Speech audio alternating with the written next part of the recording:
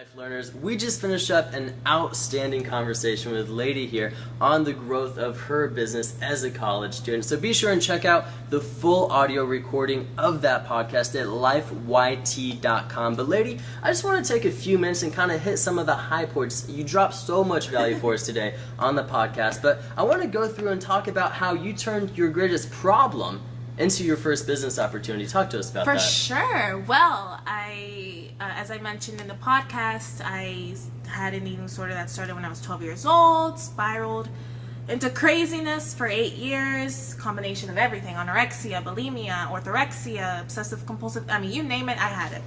And pretty much I hit rock bottom when I realized that I was on a journey to a slow and painful suicide.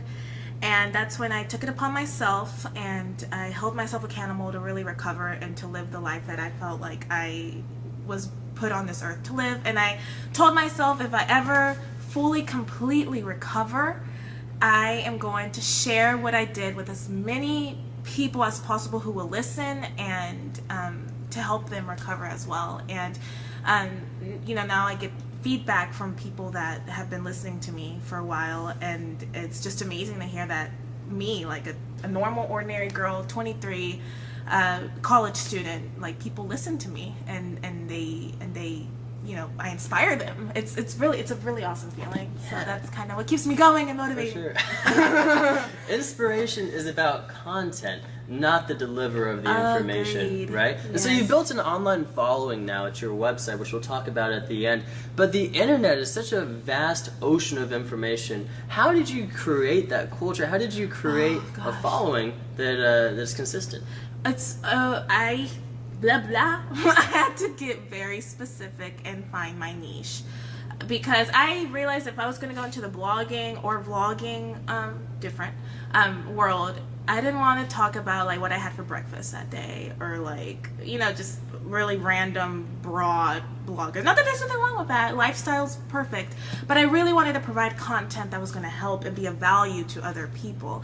And I had to get very specific. I'm like, I was in between self-help or eating disorder recovery, and I realized I had a lot more to talk about eating disorder recovery than self-help in and of itself. So really getting specific and finding your niche. I'm telling you, once you find your niche, it's like you're going to skyrocket. And you have to trust yourself. Right, yeah. Be as specific as possible. Agreed. Life learners, to help develop the culture that you want to create for your business. Well, I know that mentorship has been so huge in the growth of your online business and helping you avoid problems and learn more and learn better. So talk to us about how success leaves clues, about how following other entrepreneurs has helped you become a better entrepreneur. My mom always says you are who you surround yourself with.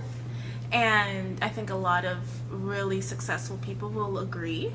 And I think really just because at first when I was finding a mentor, I was kind of scared. I'm like, oh my God, they're very successful.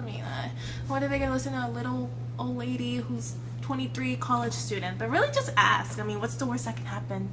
It's true. Like, what they're going to say no, but as an entrepreneur, you're going to go through a lot of rejections and stuff, but just ask. And really, I honestly believe like finding a mentor or mentors is the shortcut to growing your business to where you want it to be. And I'm telling you, you're going to save so much time and so much energy. And not only that, but really ask for their feedback and their constructive criticism. Don't take constructive criticism negatively or personally. It's just new information that's going to help you really get better and better at what you do. And really, I think having a mentor is everything. And I know KSU, the entrepreneurship competition that they do, I was able to get a mentor out of that. Even though I didn't win, I made it to the top 25 because the woman who asked me about my business as we were pairing with entrepreneurs, she's like, well, what is your business? I'm like, well, I'm trying to help women who took a recovery from an eating disorder. She's like, well, oh my gosh, my daughter has an eating disorder. She has anorexia.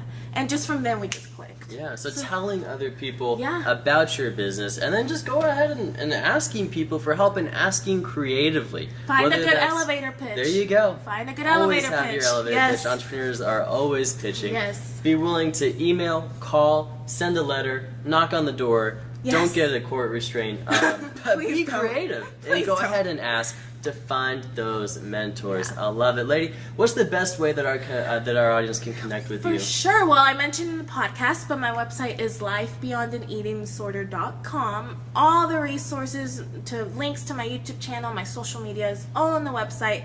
All my videos are on YouTube. All my vlogs are on my website so are my blogs. So lifebeyondaneatingdisorder.com, y'all. Fantastic. And you can check out all the show notes from today's show with Leydi at lifeyt.com. Go there, check us out, follow us to be sure that you keep up with all the content that we are releasing every Monday, Wednesday, and Friday to help you live your future every day. You've been hanging out with Joey Roos and Leydi Morales here at Kennesaw State University. Remember, Life Nation, that excellence is in the details. We'll catch you next Wednesday.